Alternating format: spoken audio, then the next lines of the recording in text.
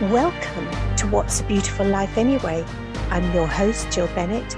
This is the channel that shares ideas to help you live your best life, because life can be beautiful if you live consciously.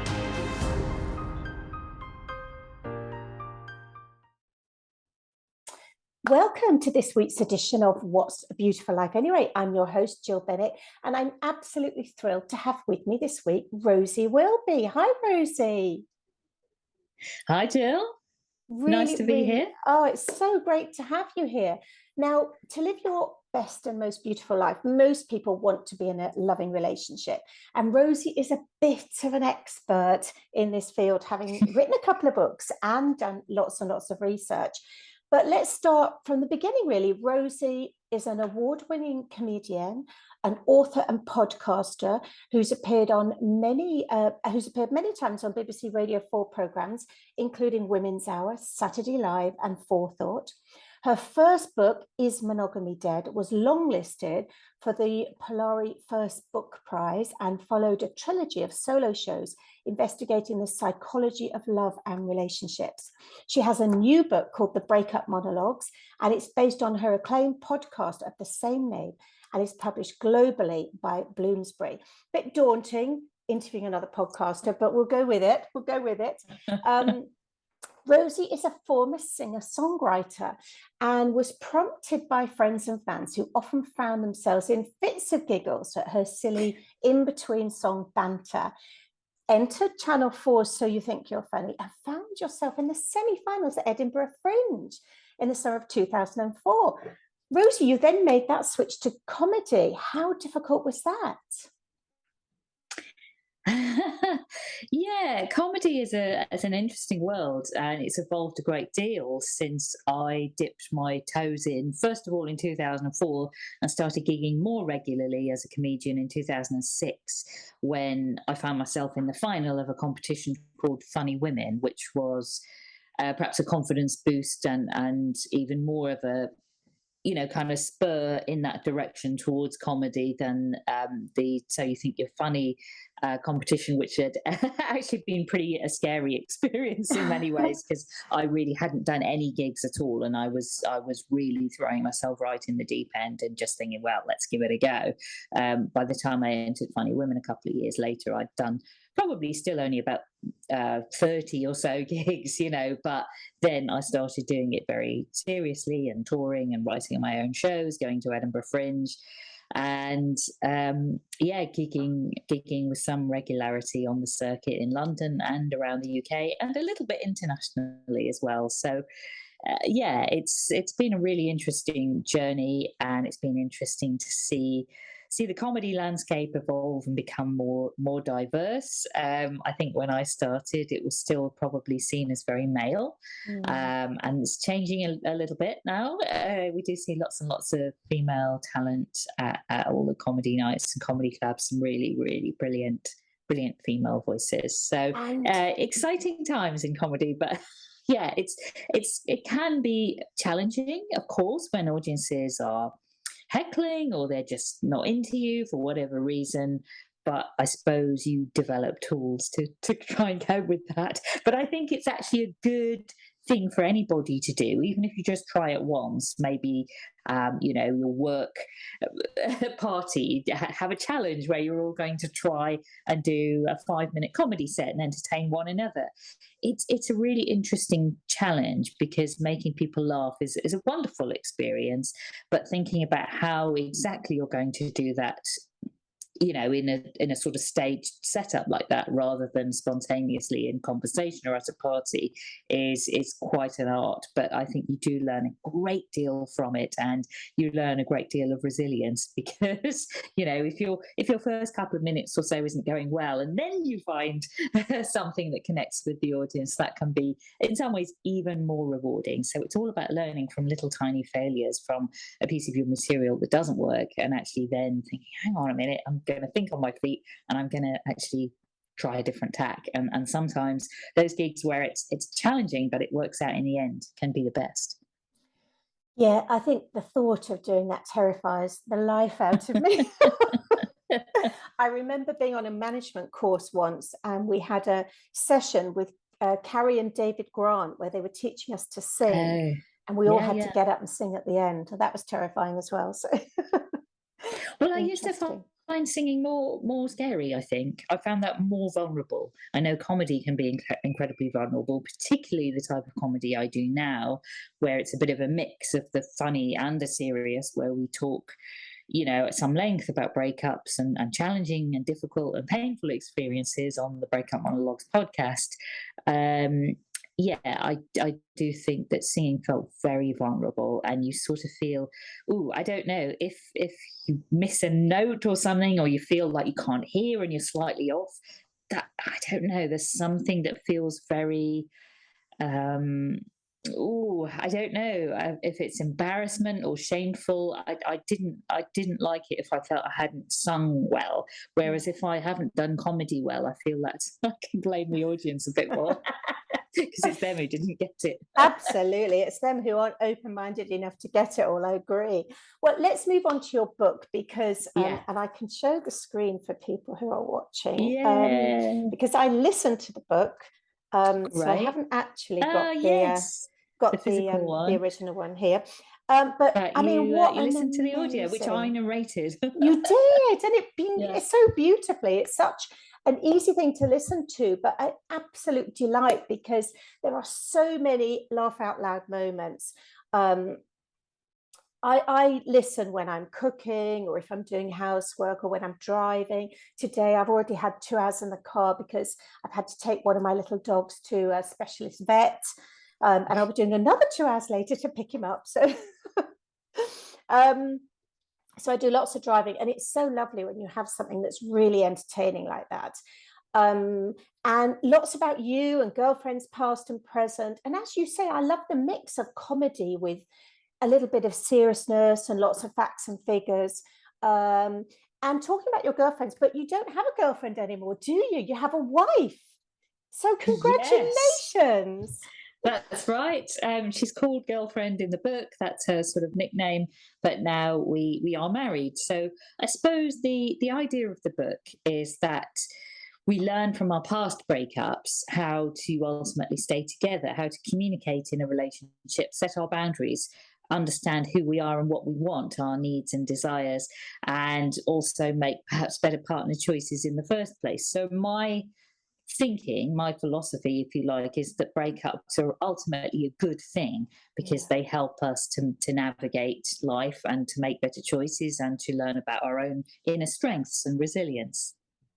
Yeah, and I think I've had a couple of friends in my life who have met someone when they're very young, married them and stayed with them, and then suddenly have a crisis in their 50s when their children are perhaps leaving the home, and they then go off and have affairs, and all horrible things happen. So I think, I mean, you say in the book that lesbians have more relationship breakups than heterosexuals. And is that true?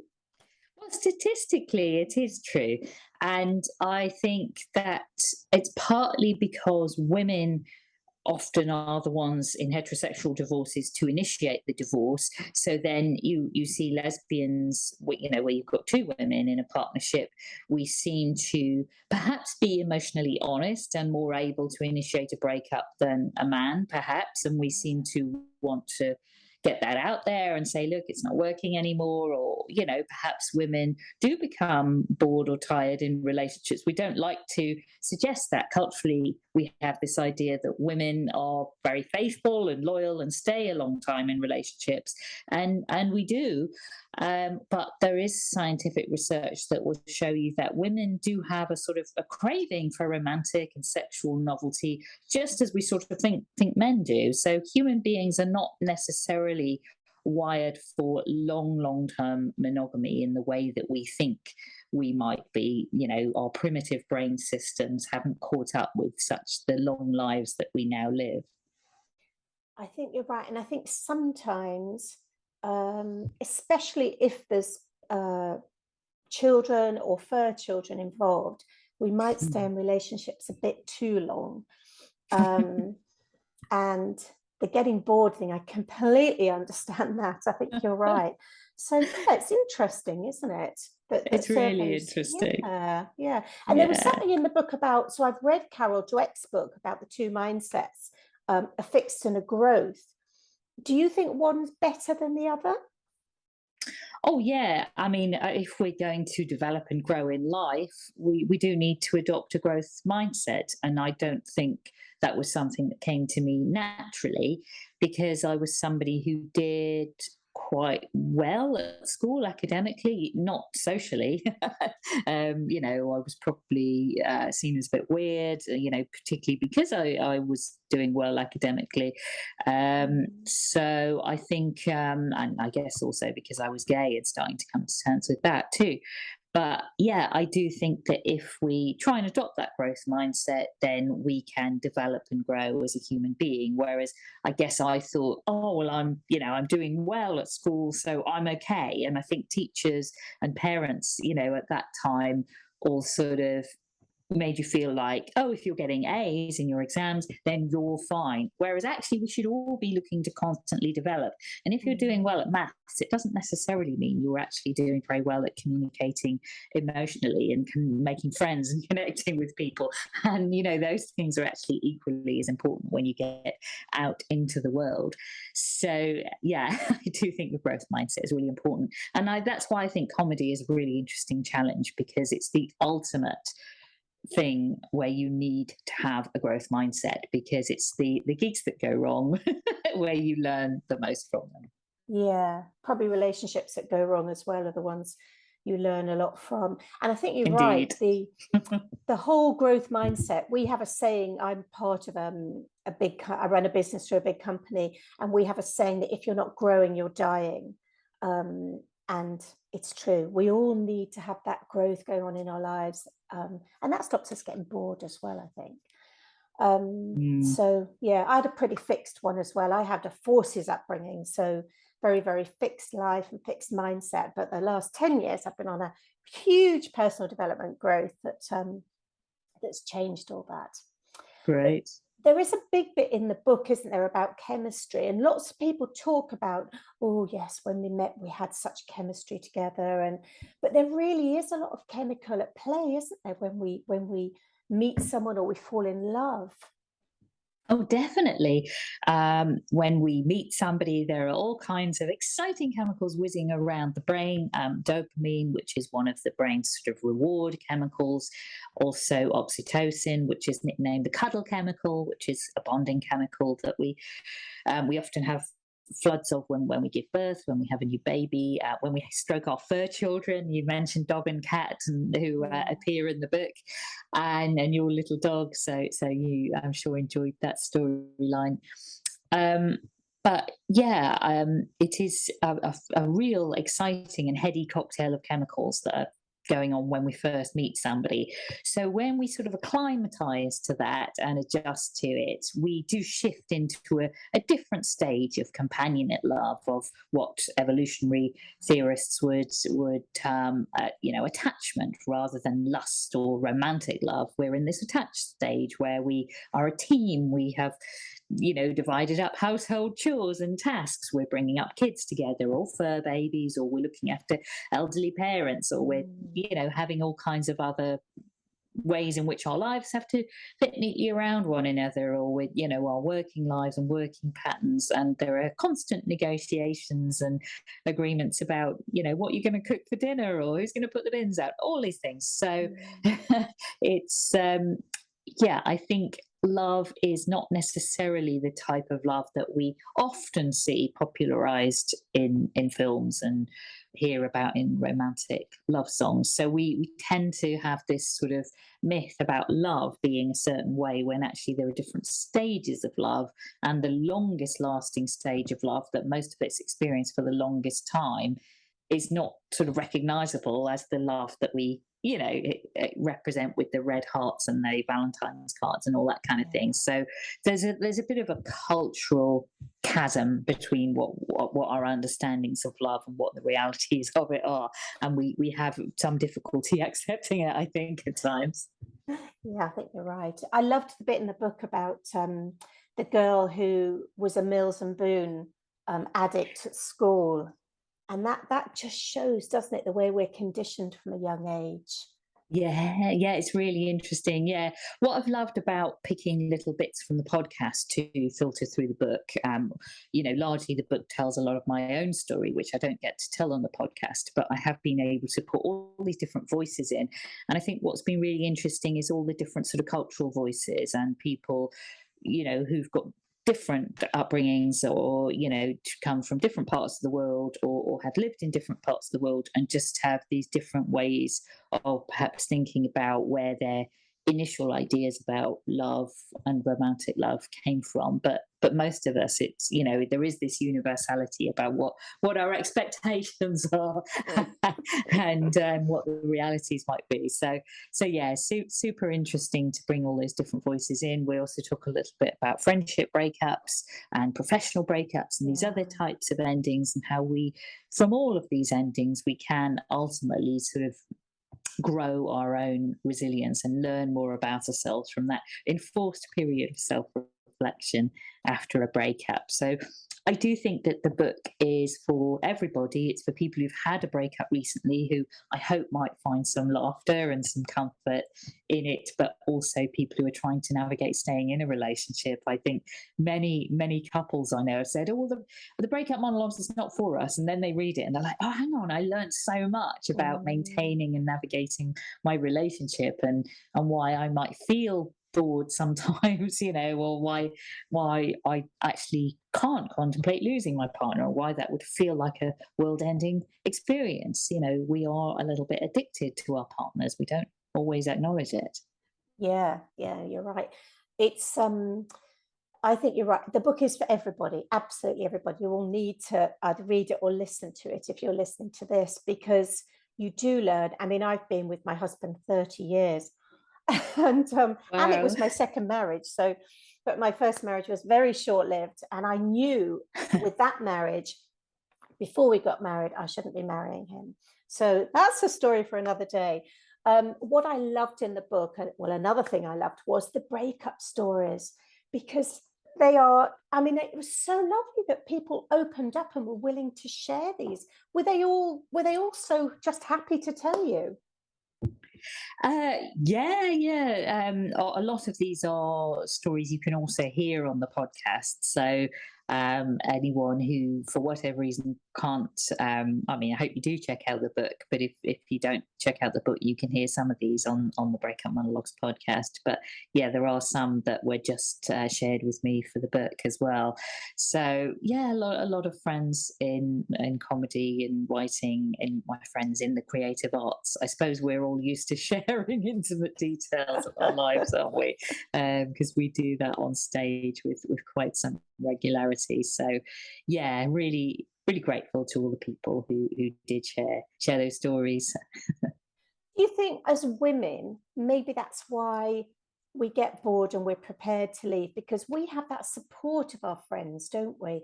I've got amazing women friends. We go on holiday, we go off for weekends, we go for nights out without our partners. We need that girly time together, and we talk about everything. And I think men do that less than women. I have a 26-year-old son who's getting a bit better. They're more in touch, I think, that generation, with their emotional side.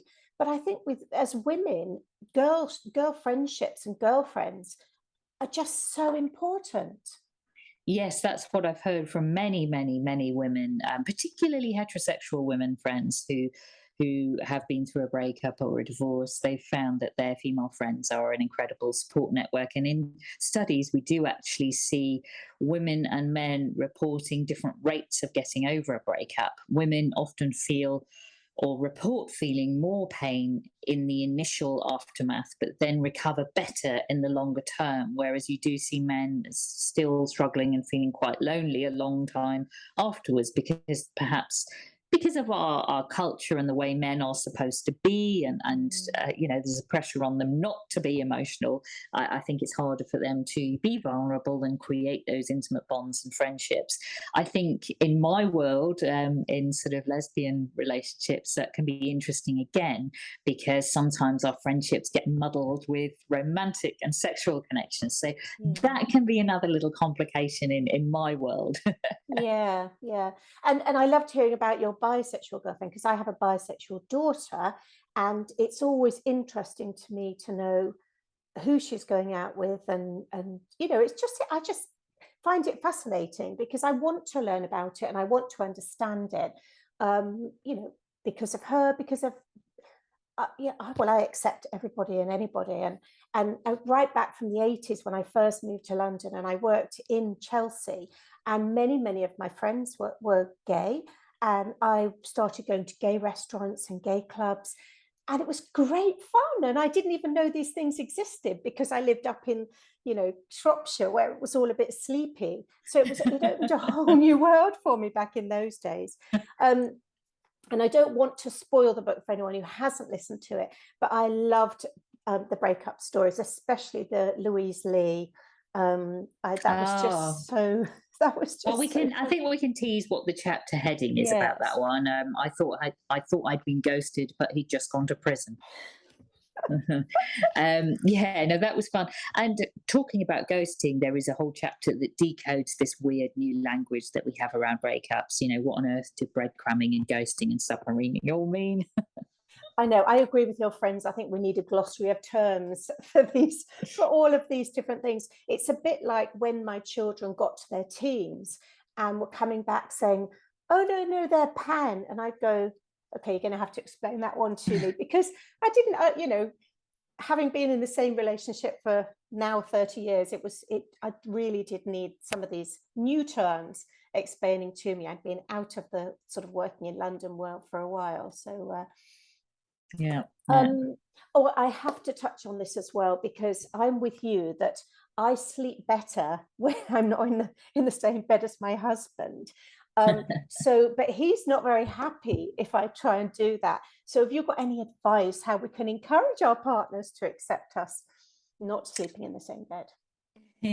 Yeah, there is a chapter near the beginning of the book where I talk about the taboo of sleeping in separate rooms, and how we automatically assume that's a sort of signal of doom for the relationship in some way, whereas actually I think it's very sensible if you have different routines or schedules, or just if you are, I don't know, one of you gets hot in bed, one of you feels the cold. I mean, my parents often slept in separate beds because of my dad gets very hot. My mum wanted to be all snuggled up because she felt cold. So, you know, sometimes one person just wants more duvets on them and blankets and whatever. We also have our pets. And so what often happens is that in one room, my wife will be sleeping with the dog and I'll be sleeping with our cat in the other room. Whereas often if we're in the bed together, which we are some nights as well, the animals are sort of either trying to squish around us or are sort of scratching and kind of, hey, you know, because they quite like it when we sleep separately. So they've each got a human at their beck and call to snuggle up with, and they've got lots of space on a bed too. So it's slightly dictated by the animals, I must say. They rule the roost. Yeah, and I know we know royalty have done it for years. I've got many friends actually who openly admit that because of snoring is the big one. Yeah, And well, one partner definitely. snores. Yeah, it's important to have Yeah, your we're own not. space. I mean, as far as I know, we're not too bad at the snoring. I think occasionally, if one of us has a cold or anything like that, then that's game over, isn't it? You are going to snore if your breathing's in any way impaired. But yeah, that can be a real game changer. And I think why not sleep separately? I think it's a bit more sexy then if you do decide that you are going to have a night or an evening, or you know, just a few hours before you go off to bed separately, where you're going to be in the bed together. That feels more like a novelty, and that's more fun. And you know, and let's see what happens. Yes. Oh, I love the strapline of the book, the unexpected joy of heartbreak. And I know you talk a lot in the book about how breakups keep us together. And and the lovely stories about happy endings. So well, we've already sort of touched on this quite a lot about breakups keeping us together, but tell us maybe some little sort of spoilers or temptations for people to get the book, but tell us a little bit about some of the happy endings. Well, there is in the second half of the book, and it's worth noting that the book is sort of written in two halves, with the first half loosely written in a backwards timeline and the second half written in a forwards timeline. So the idea is that the book sort of forms one of those butterfly paintings that you do as a child, where you kind of smoosh the paper out, and you've created a slightly symmetrical painting, but it's not absolutely symmetrical. And it's this interesting way of looking at things, where actually the end of one chapter is the beginning of another, and also how we look at things, whether we're looking backwards or forwards, might influence the stories that we tell. So it's very much about that, but also within that second half, there's more of a feeling of optimism, of looking forwards, of moving forwards.